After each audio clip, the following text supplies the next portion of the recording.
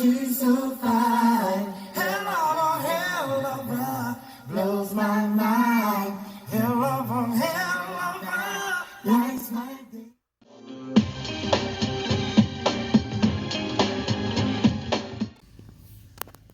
What's good, guys? This video, as you can tell, will be regarding the Shanquella Robinson case. And specifically, I wanted to cover an article that came out from the local newspaper there in Charlotte, North Carolina, the Charlotte Observer. And it was titled, "Why Weren't U.S. Charges Filed in the Shanquella Robinson Case? Is Extradition Possible?" So, basically, the article goes into, or questions rather, the chance of success at trial and jurisdiction that likely loomed over the decision by U.S. authorities to not file criminal charges in the Shanquella Robinson case. Now, when deciding whether to bring charges, prosecutors typically assess whether they have a substantial likelihood of success at the trial. Keep in mind that the prosecutor's role is not to convict people. The prosecutor's job is to do what's fair, and sometimes being fair for a prosecutor means he doesn't file any charges. Now, that was a quote from a criminal defense lawyer in Mecklenburg County. He went on to say the easy thing for a prosecutor to do is to try every case that comes across his desk. I think that's easier than having to meet with the family of a victim and say, well, we just can't make the case because of A, B, C, and D. Now, U.S. authorities, we know, will not make an arrest in the Shanquella Robinson case.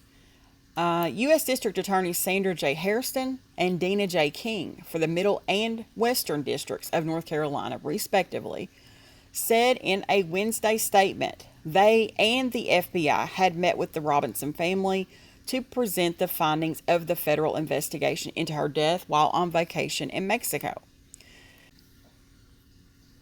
As in every case under consideration for federal prosecution, the government must prove beyond a reasonable doubt that a federal crime was committed, the statement said.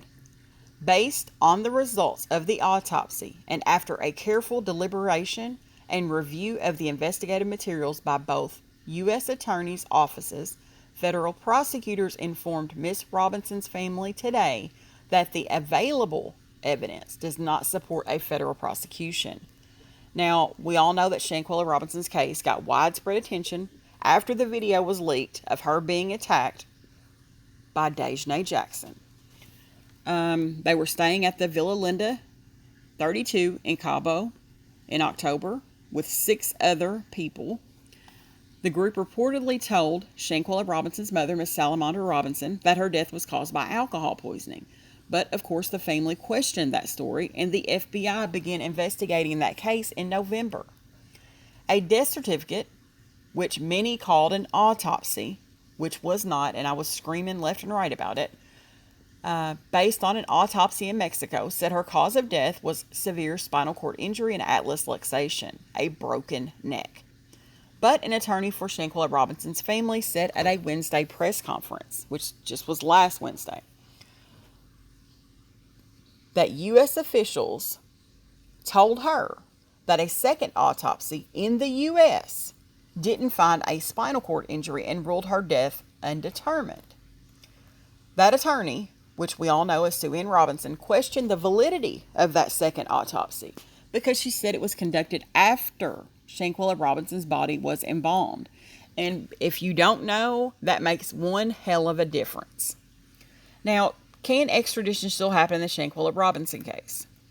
They went on to say that Wednesday's announcement by the U.S. Attorney's Office shouldn't impact the chances of a suspect potentially being extradited to face charges in Mexico.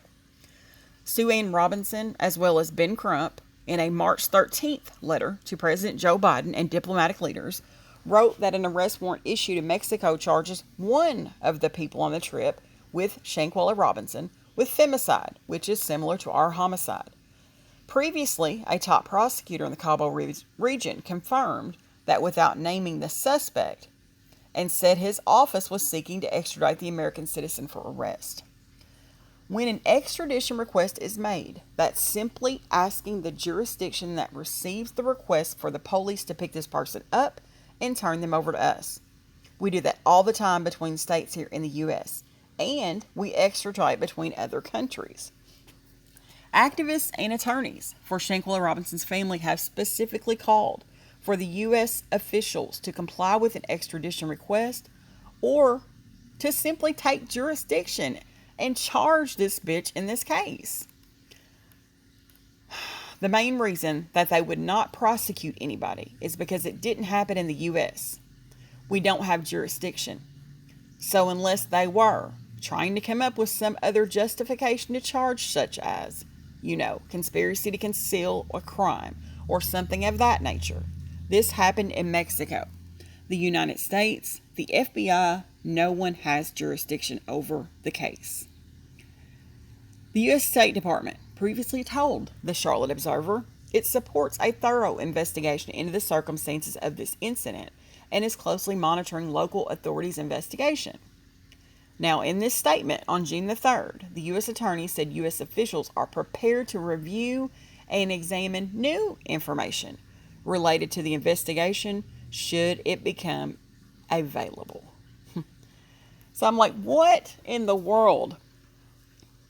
New information? You guys have a video. You have these people fleeing back to the United States after lying to Mexican authorities, coming home lying to the mama, lying to the sister, then going on about their business. You have a video. You've got attorneys pushing this case left and right, and still nothing gets done.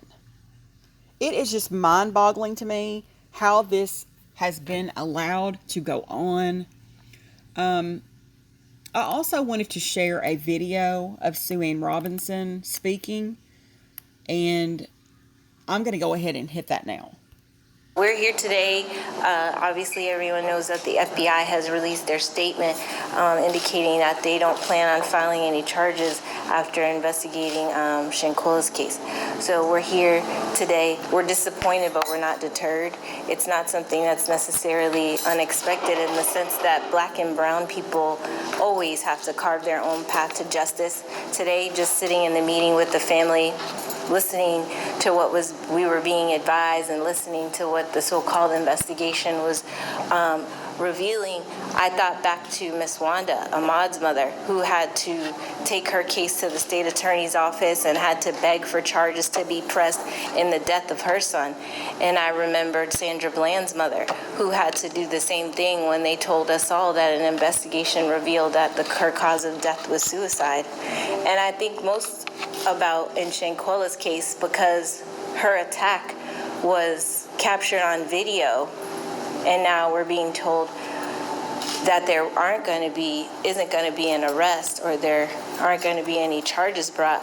It reminds me of George Floyd and how we were told that while we were watching with our own eyes Derek Chauvin putting his knee on his neck for 8 minutes and 46 seconds, we were being told that he was having a heart attack and that he was suffering from a drug overdose. So while we're here disappointed, we're not deterred.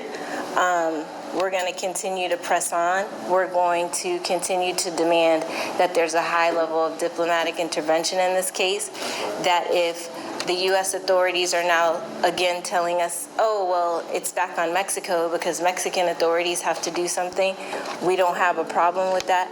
We know that we have to carve our own path to justice, and we've been doing that from the very beginning.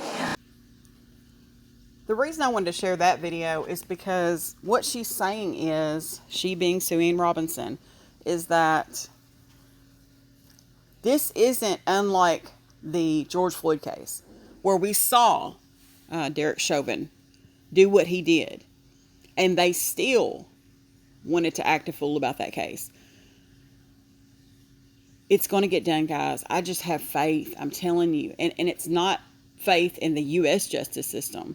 It's faith that this is going to come together one way or another.